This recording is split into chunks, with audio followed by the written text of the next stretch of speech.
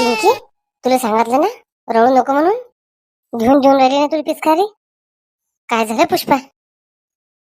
चुप बस आता. काही नाही शांत रे. विचार ना केवढ्याची येता. दादा मी तुला पैसे देऊन देतो. आम्ही दोघे मायले की चलतो होतो. ही पिंकी सोबत आणली, सुचूच देत नाही काही. नाही नाही शांता काकू, मला घेऊन देणार नाही. शांता काकू, तुम्हीच घेऊन द्या शांता काकू. पिंकी बेटा, घेऊन देतो ना मी. मग तू रडू नको ना. तू रडून कोण राहिली सांग.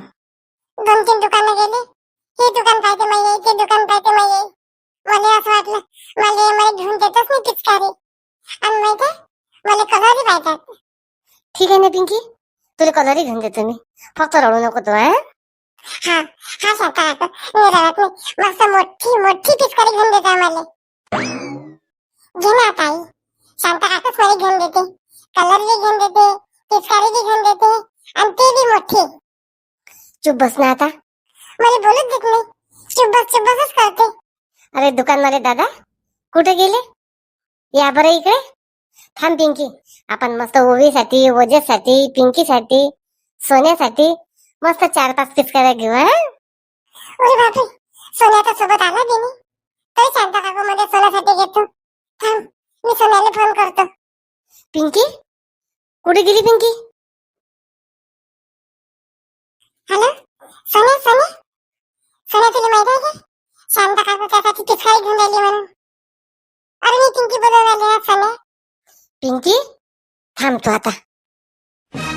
होळी आली की लई नाट करतात ही लेकरं पिचकारीसाठी. पैशांत तर घरांनी पळेल राहते मग. पिंकी थांब नाही, मी सोन्याला फोन करून सांगू राहिली ना. थांब, सोन्या बी येतो म्हणते. हा बोल बोल सोन्या. म्हणून तर या लेकराला सोबत आणायला पुरत नाही. स्वतःच घेऊन जायला पुरते. राहिले घरचे कामधंदे लागायच्या मांग. पिचकारी दे, कलर दे, आणि घरी गेली की भांडणं लेकरा सोबत. ये ना पुष्पा. पिंकी ये लवकर ये. ओवी, ओजस, तुम्हाला सांगितलं ना तुमची आजी आली की सगळं घेऊन मागा म्हणून. कोण तुम्ही मला परेशान करून राहिले मगापासून. मला सांगू नको. मला पिचकारी पाहिजे म्हणजे पाहिजे. मला बी पाहिजे. थांब, मी आजीला फोन करतो. सुनबाई, काय झालं सुनबाई?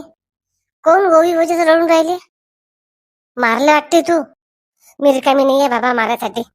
पाहून घे काय म्हणून राहिले ते. पिचकारी पाहिजे, कलर पाहिजे, ते सांगून राहिले. बरं आजीले घरी येऊ दे, मग मागा तुम्ही.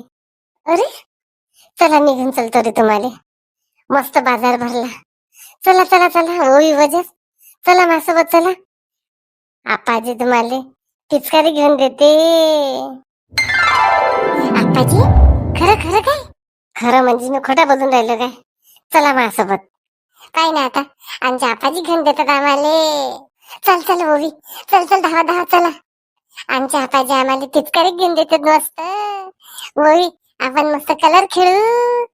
मज्जाच मज्जा मग मस्त. चल चल चल. बाबा पाहिजे लेकरले पाहिजे. पोरी मला बी 3-3 लेकर झाले ना. पाहतो राणी, एवढी काळजी नको करू तू. माझ्या सासऱ्याला तर साधं बोलशील ते गुन्हा आहे. काही बोलायला पुरत नाही. चल आता आई येईपर्यंत भांडे गुंडे घास करून ना आणि झाडून टाकणं सगळं झालं पाहिजे. मनीषाला फोन करतो म्हटलं. फोन नाही करणं झाला. आता भांडे घास झाले की मनीषाला फोन करतो. आई थांबा थांबा आई. कुठे चला तुम्ही शिडी घेऊन? बबली बाहेर तर थोडस झटाझटा करतो म्हणतो. भलेच जाळे झाले. आई तुम्ही शिडीहून पडल्या तर काय करता नाही? तुमचा धट्टा खट्टा पोरगा घरांदी आहे ना, त्या पोराची काही पूजा करता का तुम्ही? थांबा. बंटी कुठे गेली बंटी? लवकर या इकडे, अर्जंट काम आहे. या लवकर. काय झालं बबली? हार करून राहिलो तुम्ही. हार करता करता आवाज दिला धावत पोहत. काय झालं? हे दिसून नाही राहिलं का तुम्हाला? आईच्या हातांनी शिडी आहे म्हणून. चल घ्या ती शिडी आणि बाहेरचा झटक झटक करा. बबली मला तर बाईचे धंदे सांगता काय? तुम्ही माणसाच्या कामाच्या तर लायकीचे ना तुम्ही बंटी. बाईचे धंदे सांगता काय? कोण करीन मग हे? चल घ्या लवकर शिडी आणि झटक झटक करा बाहेरचं. आई तू काय रिकामे धंदे करतो? तुला कामात असली तू की तुला माहित आहे ना बबलीच्या जीवार येते म्हणून ते मला कामी लावते. मग पहिली शिडी घ्या तुम्ही बंटी. आण दे. राहिला माझा हार करायचा फुलायचा. हार ते आई करतात. काम करणं जीवार येते म्हणून बसा काहीतरी गुंतून आणि चांगलं झटक झटक कर जा. नाही तर मागच्या सारखं जसं या तसं. तेच काम करतो मी आता. रोज रोज बाजारात जायचं. होळीचा बाजार आहे. त्याची काळजी करू नका तुम्ही. आई मी चालली. हे बायको होय मै की दुश्मनीन होय काही समजत नाही मला. पाहिलाय तुमचा ऐदी रोड पोरगा पाहिला. कोणत्याच कामाचा नाहीये. फक्त एकच काम येते, खाणं. जाऊ दे बबली आता. बबली बाजारात आपण चालतं काय. हा बाई मला होळी खेळणं खूप आवडते आई. आपण मस्त पिचकारी आणू लहान पोरांना वाटायसाठी. मस्त कलर आणू आई होळीचे. गाठे आणू. चला आई चला माझ्यासोबत आई तुम्ही. ठीक आहे बबली चल. आई नाश्ता करून घेऊ आपण. आणि आपल्या शेजारचे लहान लहान लेकर आहेत नाही गरीबाचे त्यांना आपण पिचकारी आणू आई. ठीक आहे ना बबली तू म्हणशील तसं.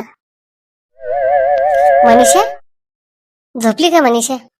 मनीषा. मनीषाचा राग गेलाच नाही वाटते संदीपवरचा अजून. संदीप कुठे गेला रे संदीप. आई काय म्हणते आई. का रे संदीप मनीषाचा राग गेला काय तुझ्यावरचा. बोलते का मनीषा तुझ्यासोबत आता. हा बाई कोण रात्री तर मस्त बोलली मनीषा. झोपली काय बरं नाही काय तिली अजून. मनीषा ए मनीषा. मनीषा आई मनीषाला ताप आला आई अजून. थांब मी डॉक्टरले फोन करतो. डॉक्टरले बोलावतो आई. तुला म्हटलं संदीप रात्री दवाखान्यात नेली तू. तू म्हणत की मनीषा नाही करून राहिली. आई तेव्हा मनीषा बरं वाटत होतं. किती म्हटलं मनीषाले नाही करत होती. थांब आई मी डॉक्टरले फोन करतो. मनीषा उठ ना मनीषा. होळी आली जवळ. कामधंदे आली मनीषा सगळे. आता तू कामं करत. माझं काही कामात मन लागत नाही मनीषा. आई माझं पोट दुखते आई. मला पोटाला त्रास होऊन राहिला आई. खरंच काय मनीषा. आणि तुला काही गरज होती काय पाणी आणायला जायची. मी म्हटलं का तुला पाणी आण म्हणून. नाही मनीषा तुला 2-3 महिने झाले मनीषा. असं काही करू नको तू. आई माझ्या हाती आहे का आई काही. पण तुला काम नव्हतं मनीषा पाण्याला जायचं. मी पहिलेच म्हटलं होतं तुले जास्तीची कामं करू नको म्हणून. संदीप संदीप म्हणते सासू कामं करू नको आणि कामं आले की बरोबर आवाज देते. मनीषा हे काम कर बरं ते काम कर बरं. एवढी मोठी पडली मी तरी माझ्या सासूनं मला आराम नाही करू दिला. आता म्हणते की असं नाही झालं पाहिजे तसं नाही झालं पाहिजे. 2-3 महिने झाले. हे तर अक्कल म्हणा मायले काही पहिलीच पाहिजे होती. आता शिकवून राहिली मले. मया त्रास मला माहित. आईने फोन केला आई बी नाही आली मै अजून. सांग आता होळी आहे तोंडावर. मनीषा म्हणते माया घरी ये. मागच तर गेलती तर त्याच्या सासूच्या जीवार येत जाय. अजून म्हणे होळी आली आणि हिची आई येऊन बसली माझ्या घरी.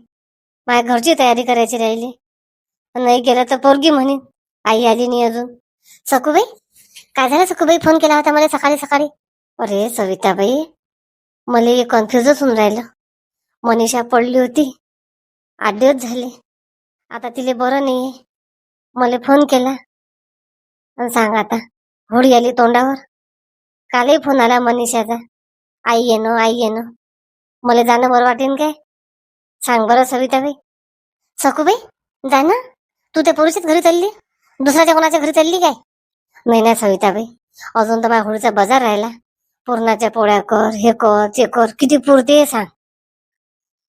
मनीषाच्या घरी कधी केली होळी तर म्हणेन पुरणाच्या पोळ्या खायला चालली म्हणेन हिची आई माझ्या घरी. अशी म्हणेन तिची सासू. काही पाहू नको सखूबाई म्हणू दे म्हटलं तर. जाय तू. ठीक आहे मग सविताबाई तसं करतो. तयारी करतो बॅग भरतो आणि चली जातो मनीषाच्या घरी. सखूबाई शांताबाईच्या घरी गेलती काय. नाही कुठेच नाही गेली मी. माझ्या घरचे कामच नाही संपून राहिले मला. जाऊन पाय ना तुम्ही. मला फोन कर जा काय आहे तर. ठीक आहे येतो मी शांताबाईच्या घरी चक्कर मारून. लय दिवसाची खबर नाही घेतली शांताबाईच्या घरची. चल आता भांडे कुंडे घासले, कपडे धुणं झाले. आता आता मनीषाला फोन करतो. पडली होती ना ते, पोट दुखते करे त्या दिवशी. आता विचारून पाहतो दवाखान्यात गेली की नाही गेली. सविता, आई आली नाही का अजून? आई आल्या नाही अजून? माहित नाही का तुम्हाला? हे लेकर लढून राहिले. जाणा त्या लेकराला घेऊन, पिचकाऱ्या घेऊन घ्या. दरवर्षी तर माहित आहे ना आई आणतात म्हणून. कधी कधी आपणही केलं पाहिजे लेकराचं कर्तव्य पुरं. हे सांगाच लागते तुम्हाला दरवर्षी. त्याच्यासाठी आलो सविता मी, दुकान सोडून लेकराला पिचकाऱ्या आणायले. पण मला माहित आहे आई आणते म्हणून. गेले तुमचे बाबा घेऊन, बोंबलत ते घरी. असं सांग ना मग. हे कधी सांगशील तू? सविता, 1 कप चहा आण माझ्यासाठी, अद्रक टाकून. लय डोकं दुखून आलं मग. लय जोरदार कष्ट केले राजाजी तुम्ही. तुमचं एवढं डोकं दुखून राहिलं. अरे काय माहित होतं घरी 8 दिवस. तू की कामाला नव्हती गेली ना सविता? तू बी घरीच होती.